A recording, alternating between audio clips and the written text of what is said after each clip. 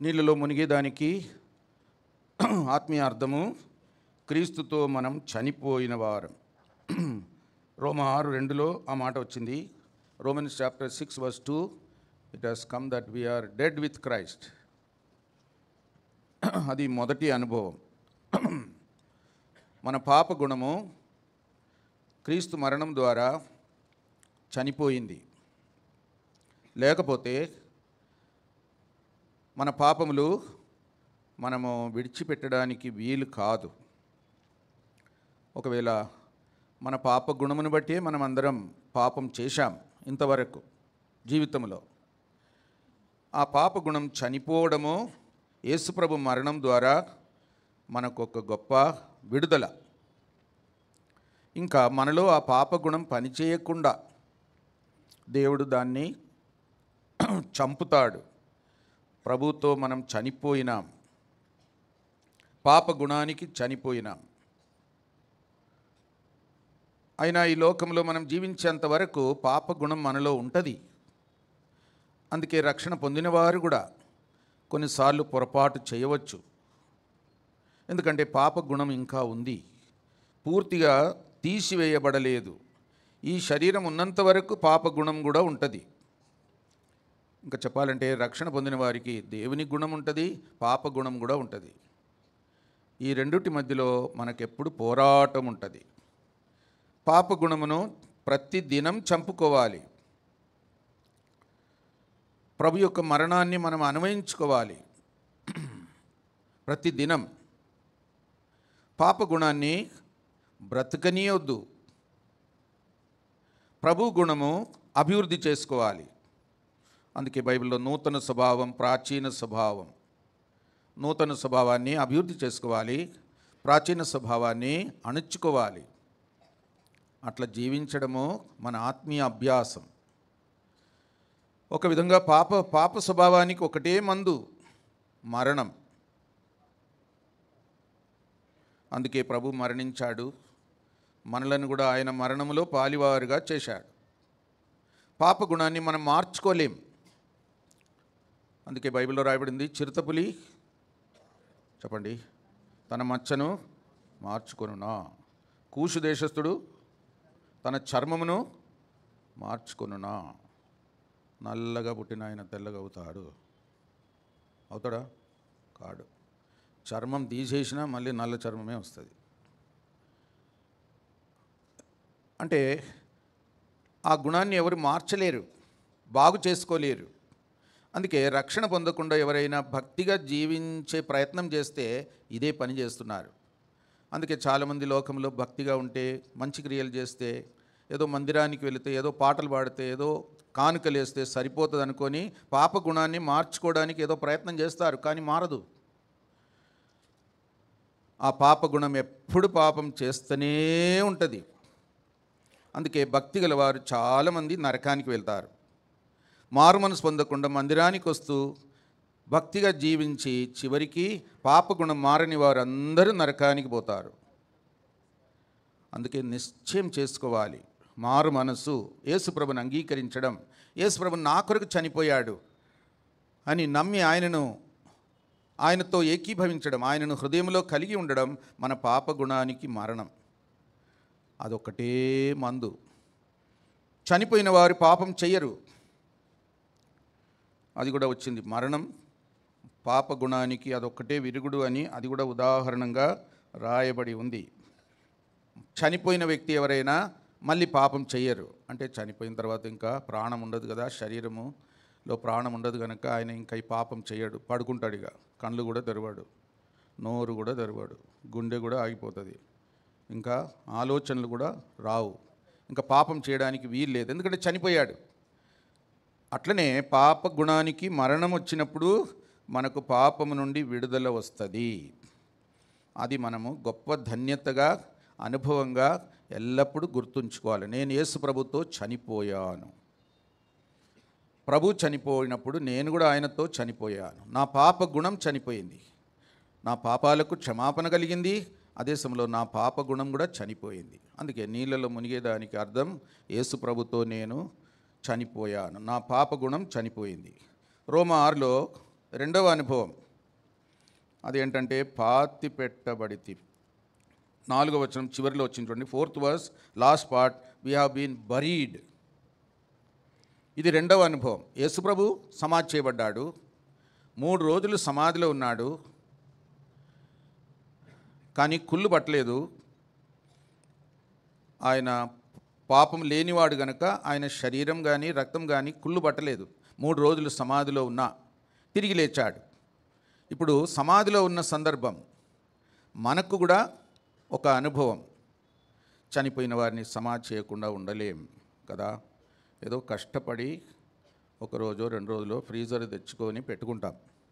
ఆ ఫ్రీజర్ పని చేయకపోతే మళ్ళీ మనం పని చేయాలి, త్వరగా పాతి పెట్టాలి, ఎందుకంటే కుళ్ళిపోతుంది. కుళ్ళిపోయిన శవాన్ని పెట్టుకుంటే వాసన కొడుతుంది.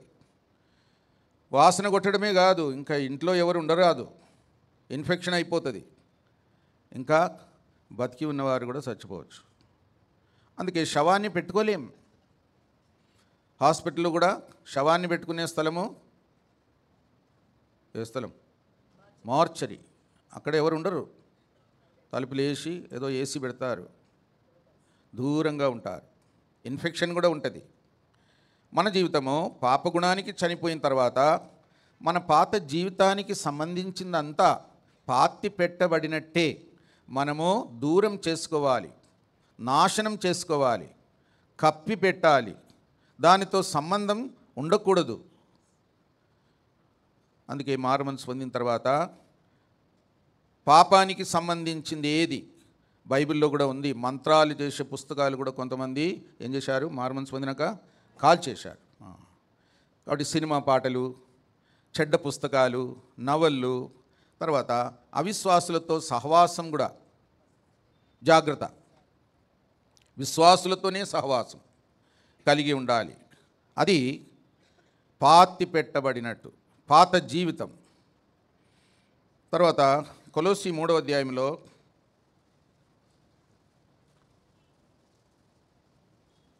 Colossians chapter 3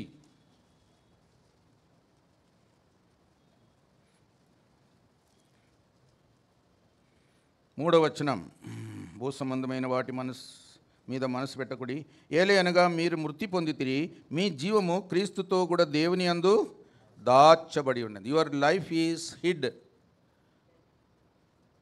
with Christ in God. మన జీవితం ఇంకా కనబడకూడదు, వినబడకూడదు. Our life must be hidden because we are sinners. మనం పాపులం గనక ఇంకా మన జీవితాన్ని దేవుని ముందు అస్సలే చూపెట్టుకోకూడదు. క్రీస్తులో మనం దాగి ఉండాలి, క్రీస్తే కనబడాలి, మనం కనబడకూడదు. పాతి పెట్టబడిన వారు కనబడరు కదా, పూర్తిగా గుంట తవ్వి పూడ్చేస్తారు, ఇంకా కనబడకుండా పూడ్చేస్తారు. Dead people will be buried, covered. మన జీవితం కూడా అలాగుండాలి.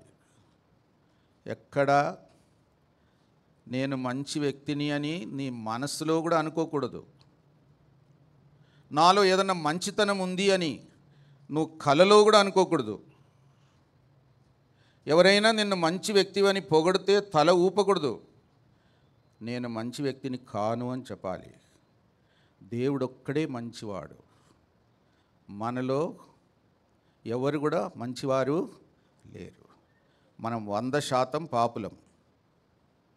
మన లోపటి నుండి ఏ మంచిది రాదు. మన గుణం అంతే, మన శరీరం నుండి వచ్చే ఏదైనా అంతే. ఈ లోకంలో జీవించేటప్పుడు ప్రభువు మనలో ఉంటే, ప్రభువులో మనముంటే మనం నీతిమంతులుగా, పరిశుద్ధులుగా, యోగ్యులుగా దేవుని ముందు అంగీకరించబడతాం యేసుక్రీస్తు ప్రభువులో. అందుకే బాప్టిజం తీసుకోవడం అంటే మనం దాగి ఉండడం, క్రీస్తును ధరించుకోవడం. We are being hidden in Christ and we are putting on Jesus Christ. మన డ్రెస్ వేసుకున్నట్టే. డ్రెస్ వేసుకున్నా కూడా ముఖం కనబడుతుంది కదా. యేసు ప్రభుని ధరించుకున్న వారి ముఖం కూడా కనబడకూడదు. జాగ్రత్త. పాతి పెట్టబడిన అనుభవం, చనిపోయిన అనుభవం, ఇది బ్యాప్టిజంలో మనం ఇచ్చే సాక్ష్యం. నీ పాప గుణం చనిపోయిందా, అప్పుడే బ్యాప్టిజంలో సాక్ష్యం ఇవ్వచ్చు. నీ పాత జీవితం అంతా పాతి పెట్టావా, ఇప్పుడు యేసు ప్రభువునే చూపిస్తున్నావా లేదా నిన్ను చూపించుకుంటున్నావా? మనల్ని చూపించుకోకూడదు, యేసు ప్రభునే చూపెట్టాలి, యేసు ప్రభువే కనబడాలా, యేసు ప్రభువే మనలో జీవించాలా. మనం చనిపోయిన అనుభవంలో ఉండాలి. అంత ఖచ్చితంగా చాలామంది జీవించలేకపోతున్నారు. అందుకే బ్యాప్టిజం తీసుకొని సంవత్సరాలు అయింది కానీ ఆత్మీయంగా ఎదగటంలే. ఇంకా మురికి వాసనే వస్తుంది. శవం పెట్టుకొని పాతి పెట్టకపోతే మురికి వాసన, మురికి వాసనైనా భరిస్తాం. కానీ ఇన్ఫెక్షన్ ఒక్కటే కాదు, నువ్వు వేరే వాళ్ళని చంపుతావు. నీ పాప గుణం, నీ పాప శరీరం నుండి వచ్చే క్రియలన్నీ లోకంలో వేరే వాళ్ళకు చూపెట్టుకుంటూ జీవించావంటే, నీ మంచితనం ఏదో ఉన్నట్టు నటించావంటే నువ్వు వేరే వాళ్ళని ఆత్మీయంగా చంపుతావు. ఒక శవం పెడితే ఇంట్లో ఇన్ఫెక్షన్ వచ్చి అందరు చనిపోయేటట్టు జాగ్రత్త. దాగి ఉండాలి, కనబడకుండా జీవించాలి. క్రీస్తే కనబడాల. మన జీవితం అంతా చనిపోయినట్టు, యేసు ప్రభుతో పాతి పెట్టబడినట్టు. ఇది మన మనసు ఒప్పుకోదు. చాలా కష్టమైన పరిస్థితి. అందుకే ఆత్మీయ అభ్యాసం చాలా గొప్పది. యేసు ప్రభుతో చనిపోయిన అనుభవం, యేసు ప్రభుతో పాతి పెట్టబడిన అనుభవం, ఈ రెండు నాకు దేవుడిచ్చాడు, అది నాకు కావాలి. నేను పాప గుణానికి చనిపోయినట్టే జీవిస్తా, ప్రతిదినం చనిపోతా. నా పాప జీవితం అంతా పాతదంతా కూడా ఇంకా బయటికి కనబడకుండా యేసుప్రభువే నాలో నుండి కనబడాలా, నాలో జీవించాలా. నేను కనబడకూడదు, నేను వినబడకూడదు, నేను మంచివాడనని నేను చెప్పుకోకూడదు, ఇతరులు కూడా చెప్పుకోకూడదు. దేవుడైతే అసలే చెప్పడు. నేను పాతి పెట్టబడాల. అలాగ జీవించకపోతే నువ్వు వాసన కొడతావు, వేరే వాళ్ళని చంపుతావు. నీ పాప సంబంధమైన జీవితం ద్వారా లోకానికే కల్మషం కలిగిస్తావు, దేవుని బిడ్డలకు కూడా అభ్యంతరం కలిగిస్తావు. జాగ్రత్త. చనిపోయిన అనుభవం. రెండవది పాతి పెట్టబడిన అనుభవం. మూడవది రోమా 6:5 పునరుద్ధానం యొక్క సాదృశ్యమందును ఆయనతో ఐక్యం గలవారమై ఉందుము. పునరుద్ధానం అంటే తిరిగి లేచినాం. యేసుప్రభు లేచాడు, లేచిన తర్వాత పరలోకానికి వెళ్ళిపోయాడు. పరలోక సంబంధి, మేఘముల మీద పైకెత్తబడ్డాడు. శరీరం కూడా అక్షయమైనదిగా, పూర్తిగా పరలోక సంబంధమైనదిగా లేచాడు. ఒక విధంగా మన జీవితం కూడా పరలోక సంబంధమైన జీవితం ఈ లోకంలో మనం జీవించాలి. అది కూడా చాలా గొప్ప అనుభవం. పైనుండి జన్మించాలి. రెండవది పరలోకపు పౌరులుగా జీవించాలి. పరలోకంలోనే మన ధనం ఉండాలి. మీ ధనం ఎక్కడుందో చెప్పండి. పెట్టెలో ఉందని చెప్పండి, లేకుంటే బ్యాంకులో ఉంది అని చెప్పండి, లేకుంటే ఊరిలో ఉంది అని చెప్పండి. మన ధనము పరలోకమందు ఉండాలి, ఈ లోకంలో కాదు. నీ ధనం పరలోకమందు లేదు అంటే నీ మనసు కూడా ఇక్కడే ఉంటుంది. ఇంకా నువ్వు ఎంత మందిరానికి వచ్చినా, ఎన్ని పాటలు పాడినా, ఎన్ని వాక్యం విన్నా నీ మనసు ఇక్కడే ఉంటుంది. నీ మనసు దేవుని మీదకి పోదు, పరలోకానికి పోదు. పరలోక విషయాల మీద నీకు సంతోషం ఉండదు. మందిరంలో కూర్చునేదే నీకు కష్టంగా ఉంటుంది. అందుకే మధ్యలో వెళ్ళిపోతారు, ఆలస్యంగా వస్తారు, బైబిల్ సరిగా చదవరు, దేవుని మీద ఆశ పెట్టరు. నేను చనిపోయినా పరలోక రాజ్యం పోతాను ఖచ్చితంగా అని సాక్ష్యం చెప్పలేరు. చనిపోవడం అంటే కూడా భయం. పౌలేమన్నాడు, నాకు బ్రతుకుట క్రీస్తే, చావైతే లాభం. చావైతే లాభం. వెడలిపోయి క్రీస్తుతో ఉండుట నాకు మరీ మేలు.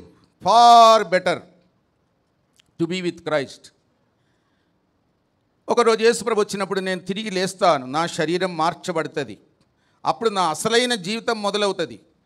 నా అసలైన బహుమానం కూడా నేను పొందుతాను. ఇంకా నా నిత్యత్వం దేవుని మహిమలో, దేవుని రాజ్యములో అక్షయమైన శరీరంతో దేవుని ప్రజలతో గడుపుతాను యుగయుగాలు. ఇంకా దేవుని బిడ్డలు కాని వారితో నాకు సంబంధమే లేదు, సంబంధమే ఉండదు, యుగయుగాల వరకు ఉండదు. వా, అలాంటి జీవితం జీవించకపోతే మనం బాప్టిస్మంలో సాక్ష్యం ఇవ్వలేం. నేను మొదట చనిపోయాను, నా పాప గుణం చనిపోయింది, నా పాత జీవితం అంతా పాతి పెట్టేశాను, ఇప్పుడు నేను పరలోక సంబంధిగా జీవిస్తున్నాను, పరలోకంలో ఉన్నట్టే భూమి మీద జీవిస్తున్నా, పరలోకపు ఆశలతో భూమి మీద జీవిస్తున్నా, పరలోకానికి వెళ్ళడానికి ఆశతో జీవిస్తున్నా, ఆ పరలోకం నుండి ప్రభు ఎప్పుడొస్తాడు అని ఎదురు చూస్తున్నా. నా శరీరం కూడా చనిపోయిన తర్వాత కూడా నేను ప్రభు సన్నిధిలో విశ్రాంతిలో మహిమలో ఉండడం అంత మాత్రమే కాదు, ప్రభు వచ్చినప్పుడు నా శరీరం కూడా మార్చబడుతుంది. ఆ తర్వాత నేను ప్రభుతోనూ ప్రభు బిడ్డలైన వారందరితో యుగయుగాలు ఉండబోతున్నా. నా నిత్యత్వం అది, నా అసలు జీవితం అది, నా ఊరు అది. ఇది కాదు, అంత స్పష్టంగా సాక్ష్యం ఇవ్వాలి. చనిపోయి పాతి పెట్టబడి తిరిగి లేచిన బాప్టిజం అంటే అదే.